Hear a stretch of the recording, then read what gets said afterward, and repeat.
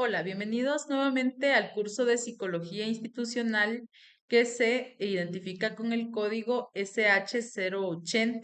Esta es nuestra tercera semana de clases en la cual vamos a conversar un poquito sobre la institucionalización de las fuerzas productivas.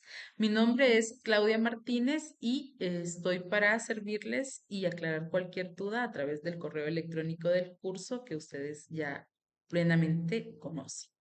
El objetivo de esta clase es aclarar qué son las fuerzas productivas como concepto y revisar cómo se van conjugando para institucionalizar prácticas y tareas específicas.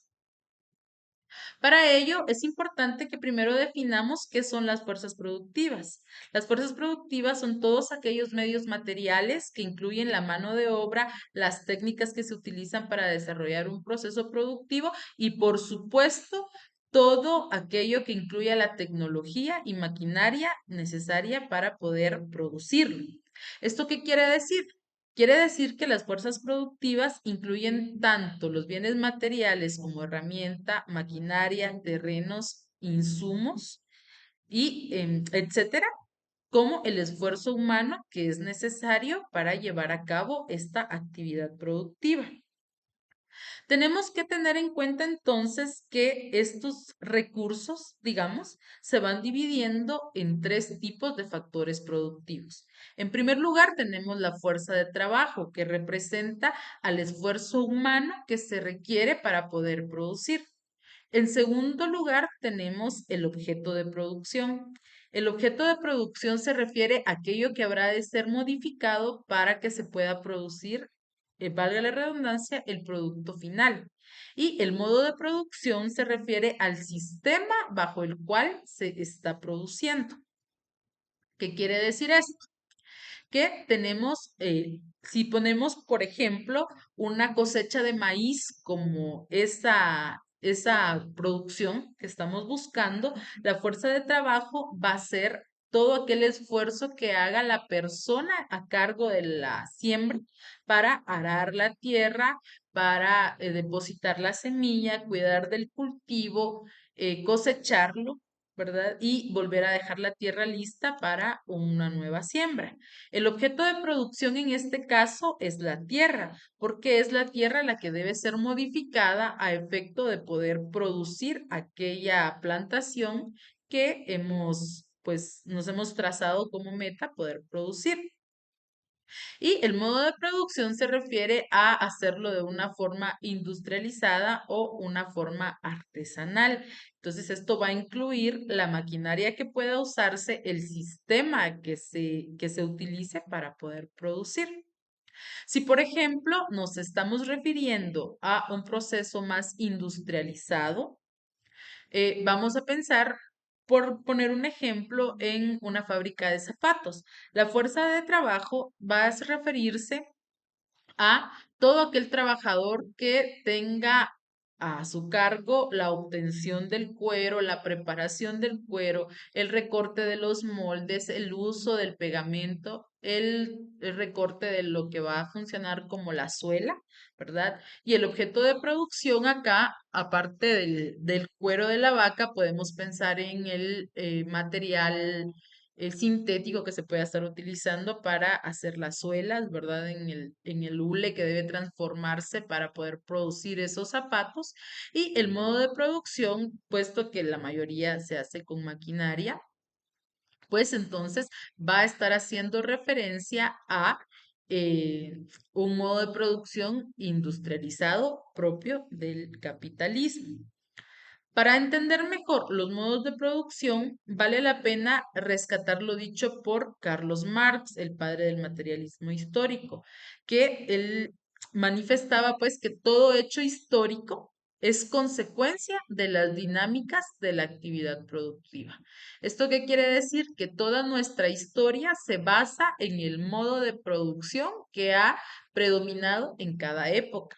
Y para ello es necesario hablar en primer lugar del esclavismo, como esa práctica en la cual las personas por cuestiones de religión, raza o preferencias ideológicas o llanamente por la ocupación de los imperios de ciertos territorios, eran tomados como esclavos y obligados a producir sin ningún tipo de remuneración económica a cambio. Más bien, podían aspirar únicamente a tener aquellos beneficios que iban a garantizar que al día siguiente ellos pudieran levantarse a seguir produciendo. Entiéndase por esto, vestuario o ropa, alimentación y un techo para dormir, descansar y poder continuar trabajando el día siguiente. Después de eso, se empieza a trabajar en cuestión de feudalismo, que quiere decir que los hombres libres producían más y pensaban que podían llegar a ganar más a través de su trabajo. Entonces, el dueño de la tierra, es decir, el dueño del objeto de producción, tenían grandes extensiones de tierra que eran conocidas como latifundios, y en estas extensiones enormes de tierra contaban con grupos de personas que trabajaban esa tierra o que proporcionaban de alguna forma un servicio dentro de este feudo, ¿verdad? Así se llamaban esas extensiones de tierra, feudos. Y las personas que eran sus propietarias, pues eran los señores feudales. Estas personas eran recompensadas por su trabajo con productos agrícolas, ¿verdad? Si trabajaban en la siembra, pues con parte de la producción y en algunos casos con un tipo de moneda que solamente era intercambiable por otros productos que se producían, valga la redundancia, en el feudo y no podían entonces irse, prácticamente estaban condenados a trabajar por subsistencia. Pero con la industrialización llega el capitalismo. Acá entonces cambiamos un poco el sistema. Ya no era el dueño de los esclavos o el dueño de la tierra aquel que gozaba del poder, sino era la persona que contaba con el capital necesario para hacerse de la maquinaria para poder producir. ¿Esto qué quiere decir? Que mientras el feudalismo se tardaba un montón en producir algo muy sencillo, porque todo era hecho a mano por siervos del señor feudal, el capitalismo nos permitía acceder a una producción en masa mucho más rápida, ¿verdad? Porque ya se contaba con máquinas, por eso decimos que nace junto con la industrialización. El mismo materialismo histórico que nos decía todos los hechos históricos y sociales tienen que ver con el modo de producción, también nos plantea la existencia de una superestructura social que tiene que ver con los factores jurídicos, políticos e ideológicos que rigen los sistemas de producción. En lo político jurídico nos referimos a todas aquellas leyes que protegen al trabajador y al dueño del capital. Lo económico se refiere a todo aquello que establece cuánto debo ganar por mi trabajo.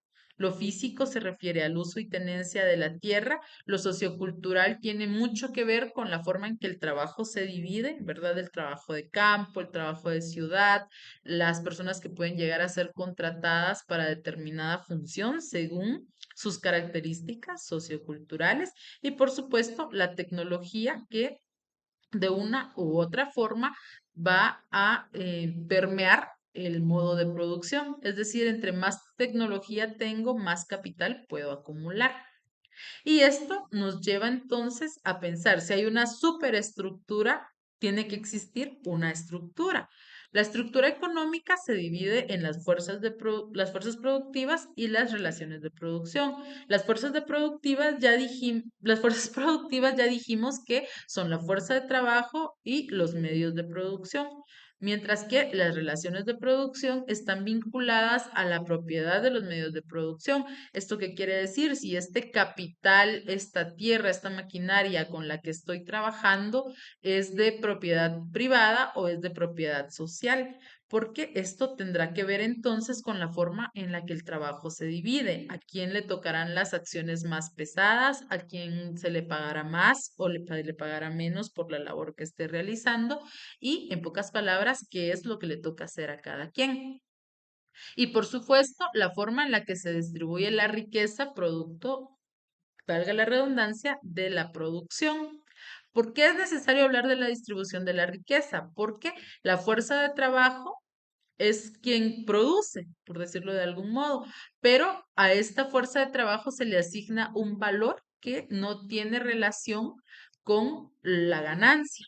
La ganancia genera algo que se llama plusvalía y esto pues queda en poder de la persona que es propietaria de los medios de producción y por lo tanto aumenta su capital y le permite a partir de ese capital ir generando mucho más capital, ¿verdad? En un ciclo que no se repite, que siempre se está repitiendo.